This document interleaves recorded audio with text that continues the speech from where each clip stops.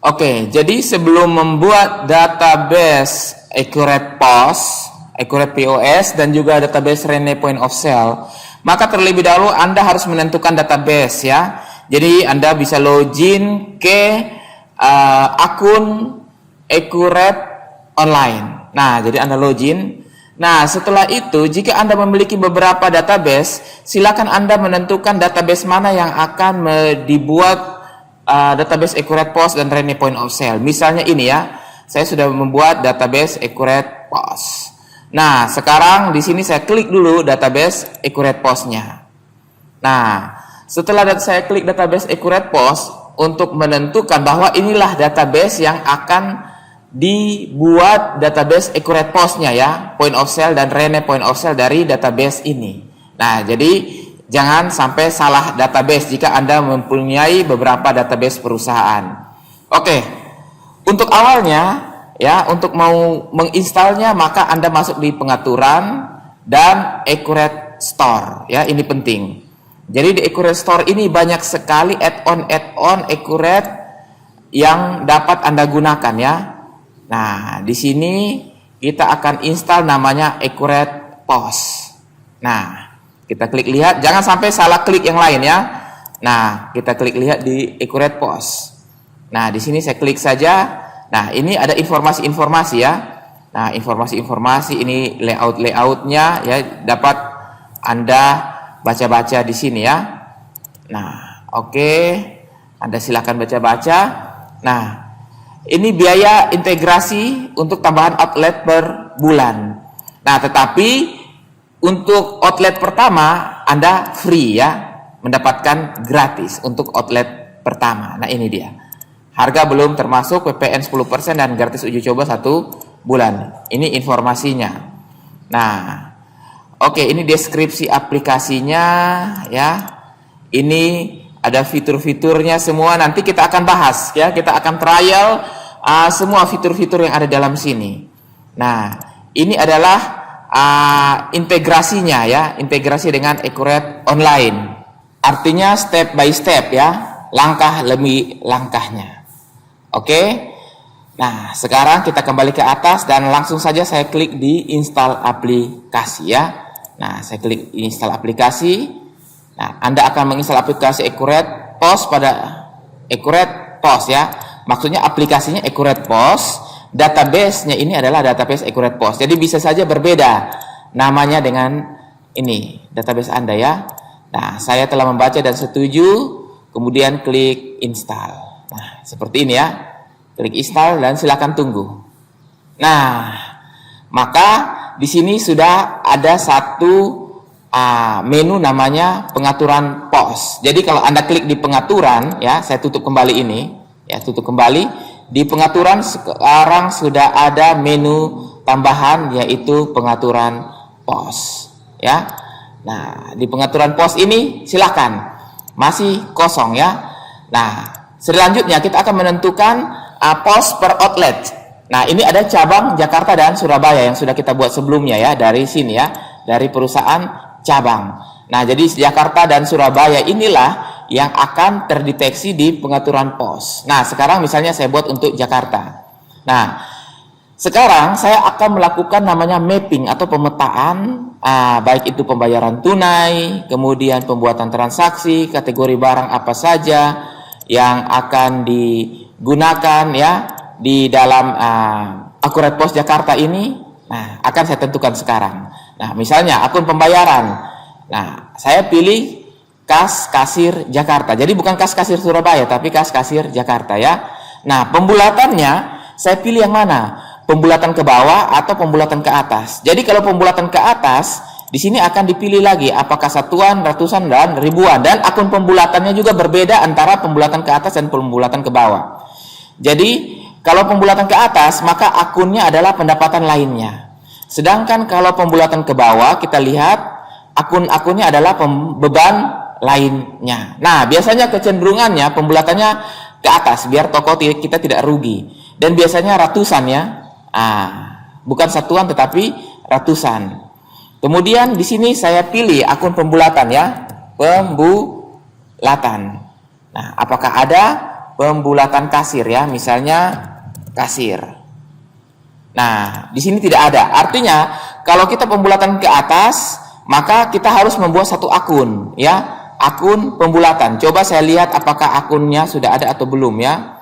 Nah, penghentian, keterlambatan, pendapatan penjualan lainnya. Nah, pendapatan di luar usaha lainnya. Bisa saja seperti itu ya. Atau saya anggap sebagai pendapatan penjualan lainnya. Tetapi kalau menurut saya lebih baik kita buat akun khusus ya. Nah, akun khusus. Jadi jangan digabung dengan yang lain-lain. Nanti rancu laporannya. Jadi di sini saya buat akun perkiraan tersendiri dengan tipe adalah saya kosongkan pendapatan lainnya. Di pendapatan lainnya ini saya akan buat satu ya. Namanya pembulatan kasir. Jadi caranya di sini saya pilih pendapatan lainnya, sub akun dari pendapatan di luar usaha dan pembulatan kasir namanya ya. Otomatis saja saya klik OK. Nah, sekarang kita lihat di sini ya. 710110 pembulatan kasir. Nah, di sini akan saya pilih di sini ya. Pembulatan kasir. Oke? Nah, barang yang mau dijual semua kategori atau sebagian kategori saja. Jadi kalau kita lihat di sini di bagian persediaan kategori barang, nah ini kan ada berbagai kategori ya. Nah, berbagai kategori.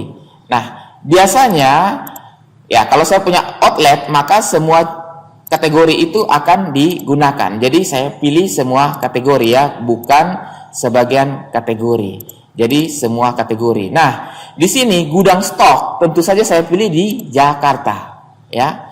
Dan dapat melakukan simpan pesanan sebelum dibayarkan. Nah, ini berfungsi untuk misalnya ada antrian, kemudian kita sudah scan barang, tiba-tiba si customernya mau melihat-lihat lagi. Nah, jadi kita dapat melayani pelanggan lainnya tanpa menghapus transaksi yang sudah di-scan. Nah, ini ya, dia ya. Jadi simpan pesanan penting untuk diaktifkan. Nah, kemudian di sini service charge. Jadi service charge ini biasanya untuk restoran yang ada service charge-nya biasanya 5%, 10% ya terserah restoran tersebut. Ya. Nah, terserah restoran tersebut. Jadi biasanya kalau di retail itu ada biaya jasa pengiriman dan itu sangat fleksibel, ya, sangat fleksibel. Jadi kita tidak menggunakan ini. Nah, kalau restoran kita kemungkinan menggunakan ini, tapi kalau untuk retail kita tidak menggunakan ini. Nanti saya akan tunjukkan bagaimana caranya jika ada ongkos kirim yang dikenakan ya. Nah, jadi kita buat saja tanpa biaya. Nah, kemudian kategori harganya adalah umum ya. Nah, jadi kita jangan masukin kategori harga yang lain. Jadi biasanya di point of sale itu kategorinya adalah umum. Nah, kategori diskonnya juga umum dan biasanya juga default sudah termasuk pajak ya, total itu sudah termasuk pajak. Nah, gudang di sini tentunya kita pilih di gudang Jakarta. Nah, Anda lihat di sini ada tambah peran, berarti ada karyawan ya. Nah, karyawan. Nah, untuk karyawan kita harus tambahkan di bagian karyawan. Jadi perusahaan karyawan ini yang harus diperhatikan. Ya, misalnya sapaan, misalnya ibu ya, kasir 1. Ya, posisi jabatannya misalnya kasir. Nah, jadi Anda perlu tambahkan dulu. Ini dia ya. Nah, sebagai kasir dia di sini. Nah, silakan kalau ada didaftarkan sebagai pegawai tetap dan lain-lain silakan Anda isikan ya. Itu sudah saya bahas di PPh 21. Nah, saya hanya bahas seperti ini saja ya. Saya klik simpan ya. Ini kasir, kemudian saya buat misalnya Bapak Supervisor Toko. Posisi jabatannya Supervisor Toko. Oke, sebaiknya kita buat nama orang saja ya. Misalnya Bapak Kisrun. Nah, dia sebagai Supervisor Toko. Nah, kemudian kasirnya misalnya kasirnya namanya Inem ya. Nah, Inem sebagai kasir dan Kisrun sebagai supervisornya. Nah, ini dia. Oke, sekarang saya kembali ke pengaturan pos. Saya akan tambahkan peran. Nah, Inem ini perannya sebagai hak aksesnya sebagai kasir ya. Nah, ini sudah ditentukan hak akses secara default. Ini sebenarnya bisa diubah ya. Oke. Kemudian saya tambah peran di sini Kisrun ya sebagai supervisor. Nah, hak aksesnya supervisor. Nah, seperti itu ya. Nah, dan kita lihat untuk perannya dia bisa semua. Sedangkan ya inem, nah inem tidak dapat mengubah harga jual, dapat melihat riwayat transaksi tidak bisa. Nah, kita klik lanjut ya. Oke. Nah, selanjutnya di sini daftar pembayaran non tunai pada cabang. Nah, tadi kita sudah buat pembayaran tunai yaitu kas kasir ya. Nah, sekarang non tunai. Jadi caranya kita klik tambah. Nah, Anda perhatikan di sini di daftar akun, saya kosongkan dulu dan kita lihat di akun kas dan bank. Nah, di sini kita lihat ada EDC ya, dan juga ada electronic payment, bahkan ada dengan bank. Oke. Nah, jadi di sini saya buat di pengaturan pos khusus cabang Jakarta. Nah, saya tambahkan misalnya EDC BCA. Nah, akunnya adalah saya cari EDC BCA Jakarta ya. Nah, kemudian saya klik lanjut, saya buat lagi EDC Mandiri. Nah, inilah kita tidak bisa menambah lebih dari berapa karakter ya. Mau buat mandiri tidak bisa ya, Oke, tidak apa-apa. Nah, kemudian di sini saya pilih EDC Mandiri ya, kemudian EDC BRI. Nah, saya pilih di sini EDC BRI, kemudian EDC BNI. Saya pilih di sini akun banknya adalah EDC BNI ya. Nah, EDC BNI. Nah, kemudian saya lihat lagi di akun perkiraan. Nah, ada GoPay, OVO dan Dana ya. Nah, di sini di pengaturan pos saya klik di GoPay. Nah, saya pilih GoPay lalu OVO. Saya ketik OVO dan juga tambah Dana ya. Dana.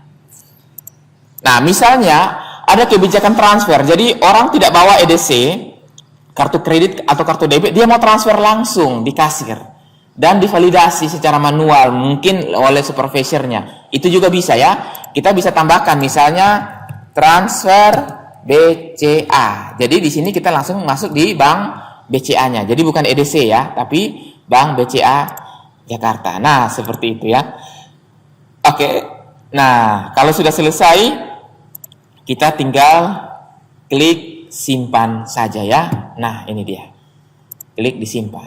Nah, selanjutnya, Anda perhatikan di sini ada kode outlet ya. Nah, kode outlet Jakarta. Kemudian kita bisa scan. Nah, ini yang akan kita bawa ke dalam tablet kita atau smartphone. Oke. Nah, di sini kita bisa ubah pengaturan posnya juga. Nah, jadi saya copy saja. Saya tidak pakai scan, saya copy saja, saya simpan di notepad ya. Notepad, ya kan? Kode outlet Apos Jakarta. Nah, sama dengan ini.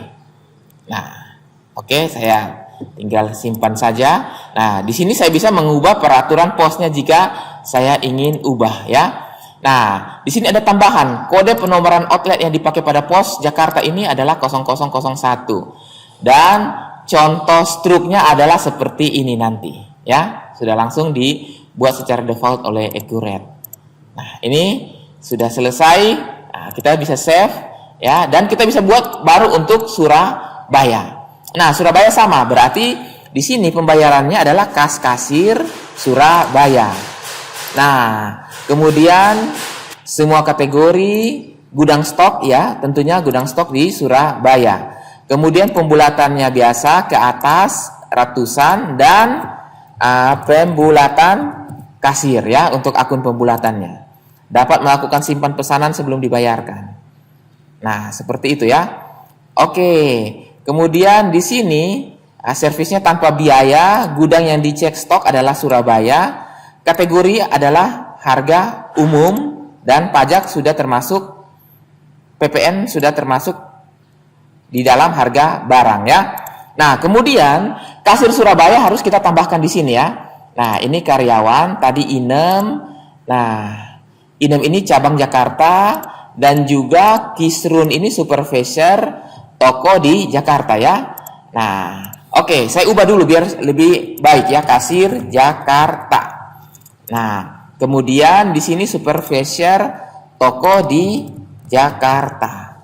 Nah, sekarang saya akan tambahkan di kasir di Surabaya ya. Nah, saya klik tambah. Nah, sapaan, misalnya Ibu Maya contohnya ya. Ibu Maya posisinya kasir Surabaya. Nah, di sini cabangnya adalah di Surabaya. Seperti itu ya. Nah, kemudian saya simpan lagi. Lalu di sini saya buat Bapak, misalnya Bapak Parto. Nah, Bapak Parto ini sebagai supervisor toko Surabaya dan cabangnya adalah Surabaya ya. Klik simpan. Nah, jadi sudah ada 4 seperti ini. Oke. Nah, sekarang saya masuk di pengaturan pos yang Surabaya. Saya tambahkan peran, maka akan kelihatan yang di Surabaya yaitu Maya ya.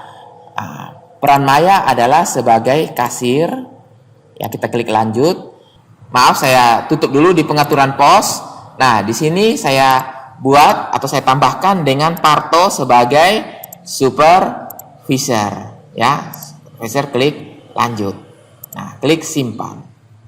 Ya. Oke, ini masalah di server, tidak apa-apa. Ya, ini karena koneksi ya, koneksi accurate. Nah, saya ulangi lagi masuk ke pengaturan pos ya. Nah, pengaturan pos sekarang sudah ada 2, yaitu Jakarta dan Surabaya. Nah, ini. Jadi kode outlet untuk Surabaya saya copy saja dan saya paste di kode outlet pos Surabaya. Nah, ya berbeda. Nah, saya tutup saja. Atau saya lihat, saya ubah pengaturan posnya, saya lihat. Nah, jadi kode outlet Surabaya dia menggunakan format yang ini ya. Nah, oke. Coba kita lihat di Jakarta. Pengaturan posnya. Ini Jakarta ya. Oh, itu Jakarta. Coba saya lihat di Surabaya. Pengaturan pos. Nah, jadi 002. Kalau Jakarta kan 001 ya. Nah, ini Surabaya. Nah, kita lihat. Nah, ini ada berbeda ya. Nah, kode outletnya berbeda di sini. Oke. Nah, sekarang sudah ada Surabaya dengan Jakarta. Ya, kita tidak ada outlet lainnya, jadi tidak perlu ditambahkan ya. Jadi misalnya Jakarta, ubah pengaturan pos, kemudian di sini kita lihat di karyawan. Nah, di sini ada tambah peran ya, tambah peran. Jadi peran, nah misalnya nama perannya apa? Nah, ini peran-perannya. Oke. Sekarang kita akan masuk ke tahap selanjutnya ya. Nah, sudah jadi. Accurate postnya sudah berhasil diintegrasi. Sekarang ke tahap selanjutnya. Nah, tahap selanjutnya kita akan ke tablet untuk kita menginstal accurate postnya ya, dan akan kita masukkan kode outletnya ini.